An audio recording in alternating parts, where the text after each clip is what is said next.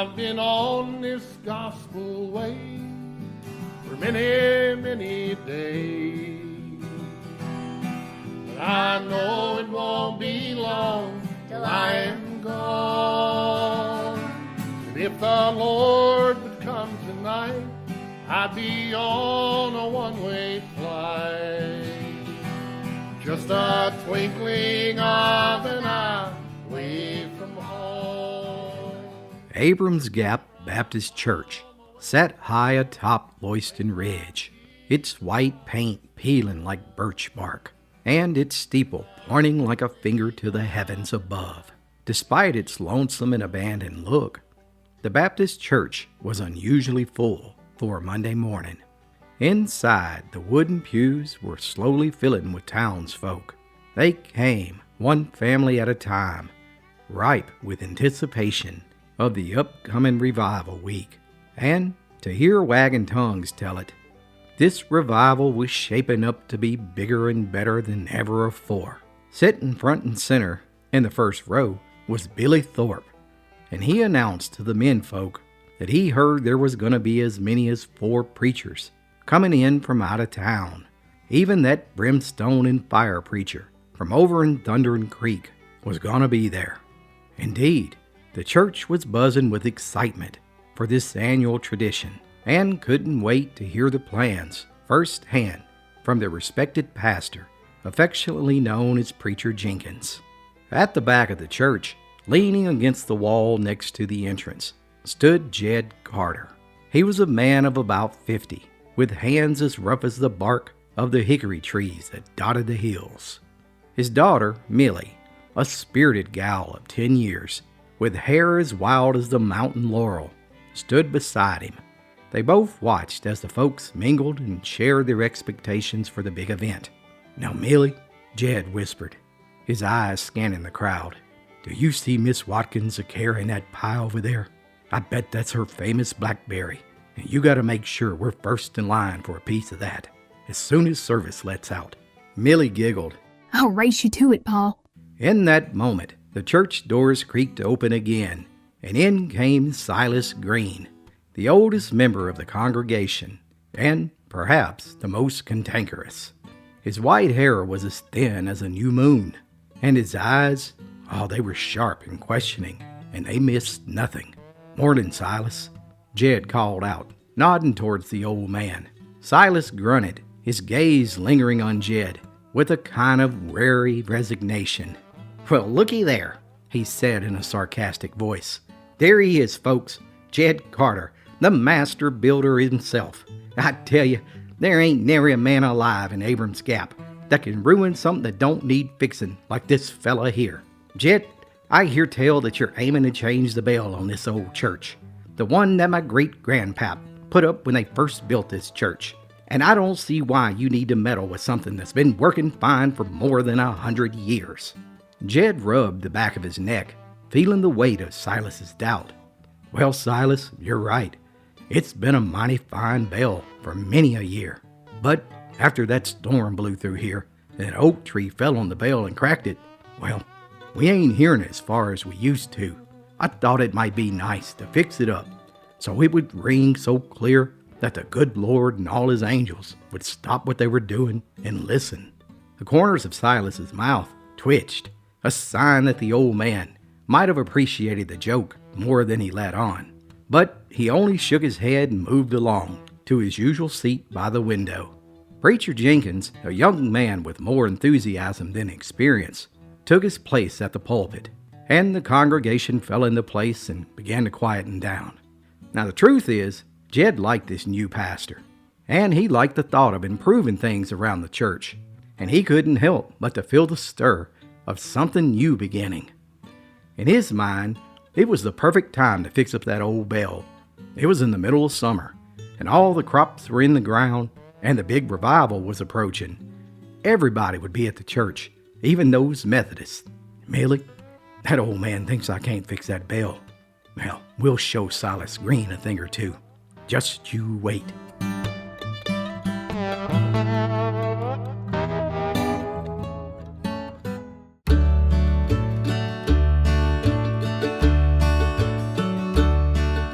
The morning after the church meeting found Jed in his element, amidst the clutter and the clangor of his workshop, located just at the edge of Abrams Gap. The building was an old log cabin, its walls lined with every manner of tool and trinket, from rusted horseshoes to gleaming wrenches. Sunlight filtered through the dusty windows, casting beams that danced on the floating sawdust. Millie was there too, her small hands busy sorting through a box of nuts and bolts as she hummed her favorite song that they had sung in church just the day before, her voice mixing with the rhythmic pounding of Jed's hammer.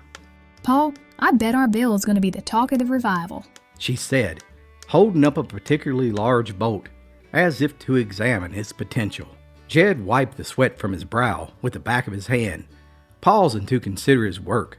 The skeleton of the new bell system laid sprawled out across his workbench. I reckon it might be, gal, if I can only coax it into singing just right. Now, the design was ambiguous, a series of interconnected gears and pulleys that would allow the bell to resonate with a series of harmonious tones rather than a single clang. Jed had sketched the plans out late into many nights. The vision was clear in his mind, but it was challenging to realize it with the materials he had at hand. As he adjusted a gear, trying to fit it into its companion socket, he continued, "You know, this ain't just about being heard, Millie. It's about making a sound so beautiful that it'll turn folks' thoughts to higher things." Millie nodded and then placed the bolt down before scampering over to the corner of the workshop, returning with a worn leather strap. Could this help out, Paul? Jed took the strap, turning it over in his hands. "Well, it might just. Good thinking, darling."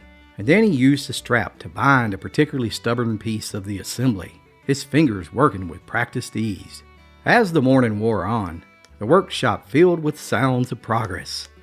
Metal scraping against metal, the thud of wood being cut, and the occasional exclamation from Jed as something fit together just right or decidedly wrong.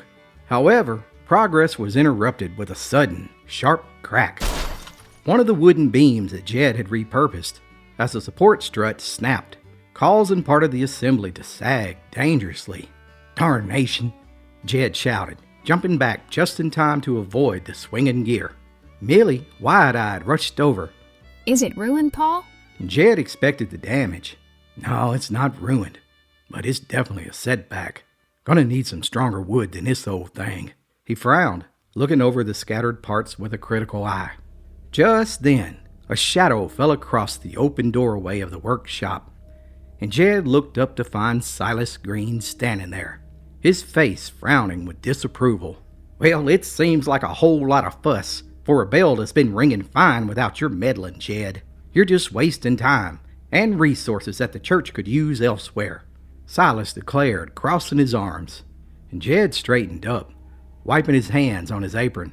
"Now, Silas, we're just trying to make things better. Isn't that worth a little trouble?"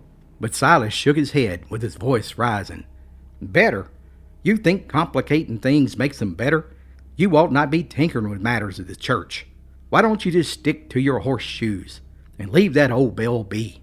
You mark my words, Jed, you're gonna regret tampering with tradition." And with that, the old man stomped out of the shop. And as Silas's footsteps faded, Jed turned back to the bell system, his jaw set. "Come on, Millie. We gotta finish this bell. We'll show him."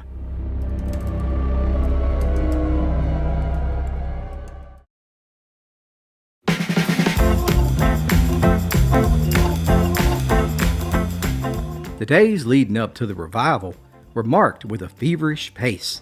Over at the church, the women's ministry had scraped together their egg and butter money and purchased a new rug for the pulpit, and they were busy cleaning the sanctuary, while several menfolk were on hand to replace some shingles that had blown off during the big storm back in the spring. And Jed had just finished putting the final touches on the new bell system. With all the folks at the church, this was the perfect opportunity to showcase that new bell. So, with all the curious eyes watching him, Jed climbed the ladder to the steeple and made a few last-minute adjustments, tightening bolts and oiling gears. Now, the system was a complex array of pulleys and levers designed to let the bell chime in harmonious sequences, hopefully echoing across the valleys like a choir of angels.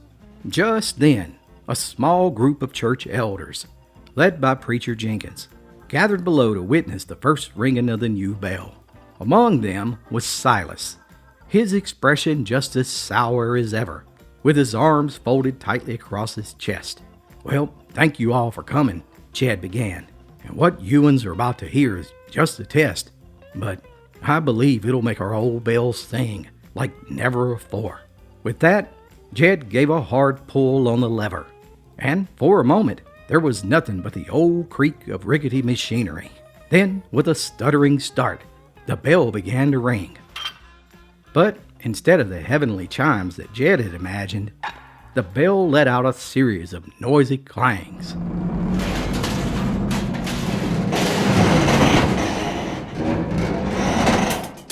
More akin to the sound of a blacksmith's anvil than a call of worship. The church folks stood frozen, except for several uneasy glances and grins, as the bell's clamor sputtered and finally ground to a halt with a screech that made more than a few wince.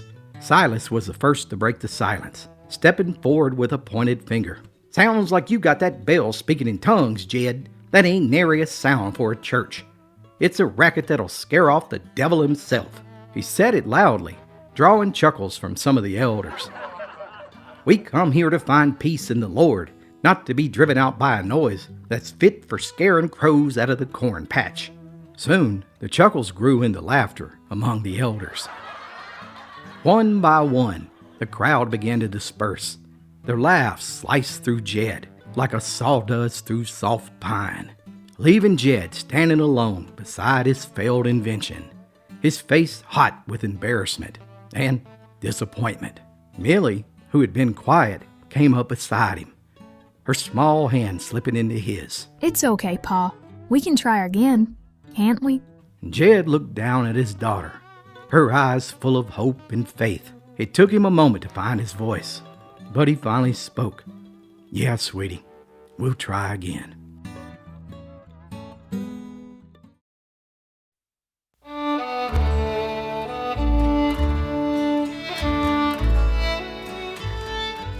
The day after the failed demonstration, the air in Jed's workshop felt heavier than usual.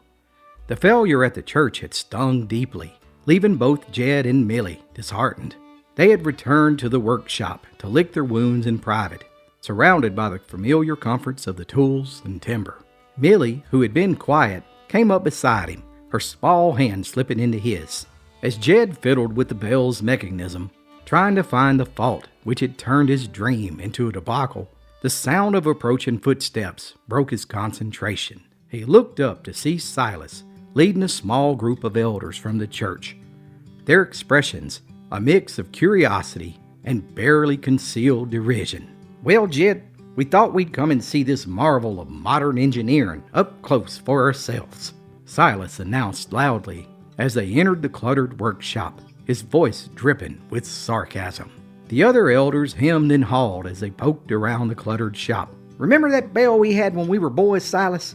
Now that was a bell that could wake the dead, and call them to supper too," one of the men joked, eliciting a round of hearty laughs from the group. Jed forced a tight smile, feeling Millie's small hand squeeze his for support. "Well, fellas, I'm glad you could drop by. I'm just making a few adjustments." "Adjustments, he says," Silas snorted. "Looks more to me like you're trying to reinvent the wheel. Some things are just better left as they are, Jed. The good Lord didn't mean for every little thing to be changed. And if he did aim to improve on something, you'd be the last person he'd ever choose to do the improving." Embarrassed, but trying to maintain his dignity, Jed spoke. "Well, since you're all here, maybe you'd like to hear it now. I've made some changes that just might fix the issues from yesterday." "How about that, boys? He's going to try to ring that contraption again. Well, go ahead. Let's hear it," Silas said, folding his arms and standing back. Jed took a deep breath, and he pulled the lever. The gears turned, and the pulleys tightened, and the bell began to let out a series of clangs and screeches that were far worse than before. The sound was so obnoxious that even Jed had to cover his ears. The laughter that followed was loud and mocking. "You're right, Jed. You certainly fixed it. Fixed it so no one in their right mind would come near our church." Silas cackled as the others joined in, shaking their heads as they turned to leave. As their laughter faded into the distance, Jed stood frozen. Maybe Silas was right. Maybe some things were better just left unchanged.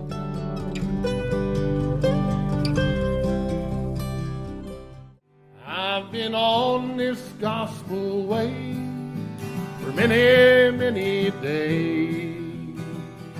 The day of revival finally came, and what a day it was, bright and clear, as wagons poured into Abrams Gap from every surrounding cove and holler. The air buzzed with excitement. Heck, even the Methodist faithful had canceled their regular services just so they could get a first-hand look at the fiery sermons of damnation that were surely to be preached at the Baptist revival.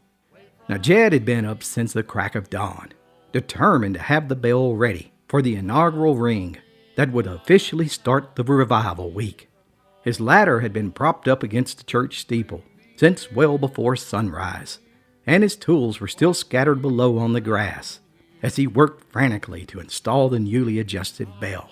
And as the congregation began to fill the churchyard, folks began to gather around Jed's ladder.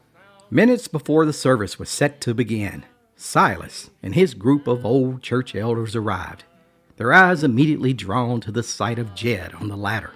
"Well, there he is, the master tinkerer himself," Silas called out, loud enough for other nearby folks to hear. "Trying to play music for the heavens, are we, Jed? Or we just making sure we all go deaf before the preaching starts?" Laughter broke out and filled the crisp morning air. And wanting to get in one last jab before heading into his favorite spot in the church, Silas sang out, "Maybe we should have just brought earplugs instead of our Bibles today," causing another ripple of chuckles. Jed, high above on his ladder, felt a familiar flush of embarrassment heat his cheeks.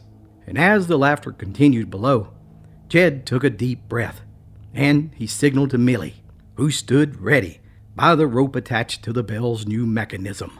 With a reassuring nod from her father, Millie pulled the bell with all her might, and the bell began to chime. At first, a single clear, beautiful note cut through the air, silencing the crowd. Then another, and another. Each tone pure and harmonious, resonating across the valley and over the hills. The sound was unlike anything the people of Abrams Gap had ever heard.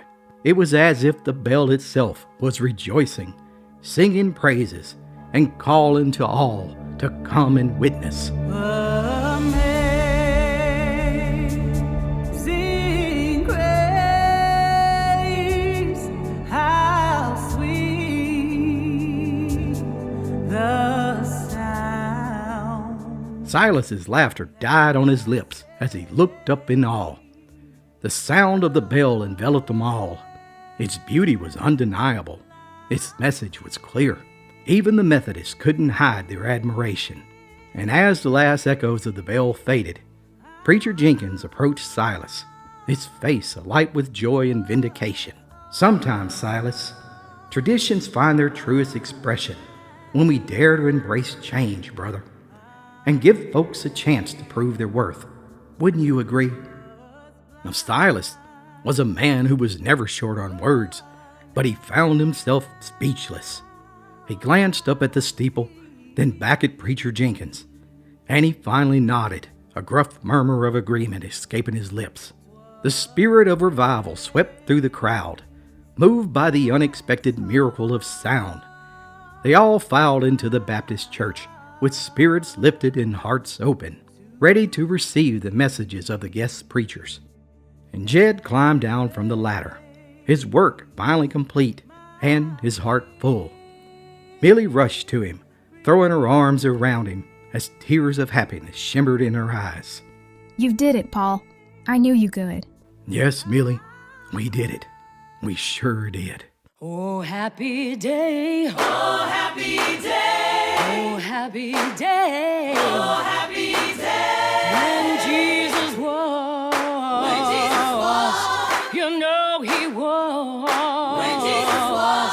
When Jesus was. When Jesus was.